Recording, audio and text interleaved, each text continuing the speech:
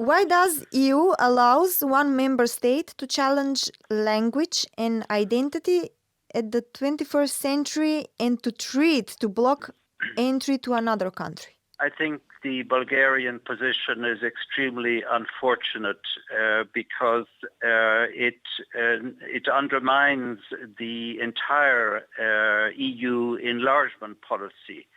And by blocking the holding of an intergovernmental conference, which was agreed that it must take place, the country is ready to start the accession negotiations. It has prepared for over a number of years, and the European Council confirmed that the negotiations should start. So the position adopted by Bulgaria is really not just affecting the fate of North Macedonia, but it is also undermining the entire credibility of the European Union's enlargement policy.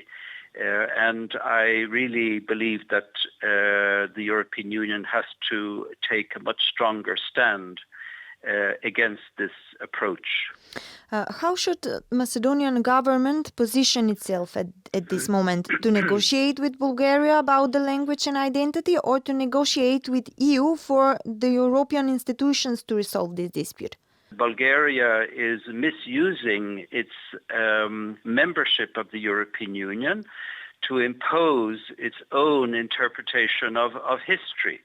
And this is something which is totally contrary to the values, the principles on which the European Union integration process is based. And it also goes totally contrary to the need for reconciliation throughout Europe.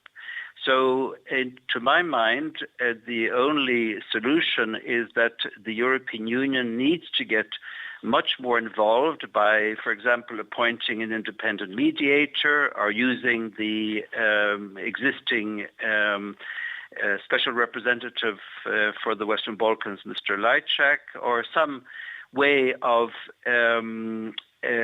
facilitating and mediating a dialogue between Bulgaria and North Macedonia. Unfortunately, the record of Bulgaria in these matters is not a positive one, because it has consistently refused to respect or even implement the various decisions taken by the Council of Europe, Court of Human Rights in Strasbourg, on issues relating to the existence of the Macedonian minority in Bulgaria. Another minority issue. I think the European Union needs to really get involved and must insist with Bulgaria that in the meantime it allows the intergovernmental conference to go ahead. Otherwise, as I said, the EU's enlargement policy comes to nothing in the end. Should we discuss about language and identity?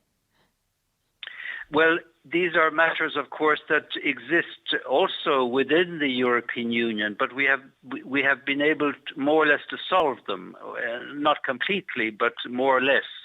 And we do have a number of international instruments, Council of Europe, conventions on the recognition of the rights of national minorities, and things like that, and also the jurisprudence of the European Court of Human Rights, which needs to be put into play. We also have the Venice Commission. There are several instruments that can be put into play in order to address these problems. How ready is Merkel to side with Macedonia and to go against a member of European People's Party, in this case the position of Bulgarian's government? Yes, I don't think it's a question of siding with one country or another. I think it's a question of standing up for the principles on which the European Union is based. We know, of course, that the European People's Party's record, and this is not very positive, as we saw with the manner in which it supported the former Prime Minister, Mr. Goreski, even when he was under investigation for alleged corruption and so on. But Nevertheless, it is quite clear that, as I said, the principles of the European Union integration process are at stake, and I am sure that Chancellor Merkel understands that. We are waiting at the moment the framework. According to European principles, should bilateral disputes be included in this negotiation framework? No, I mean, it's quite clear right from the very beginning. We always saw that unfortunately, the issue of bilateral disputes came and put into question the whole enlargement process. But if you look at the Copenhagen criteria, it's quite clear that these are matters which should be dealt with in the context of European integration process. Bulgaria also blocked the Frontex agreement just because of Macedonian language. What should EU do about this? I think also this is another example of hijacking the European Union's policies for one's own personal nationalist agenda. This is blocking the effectiveness of the EU's foreign policy.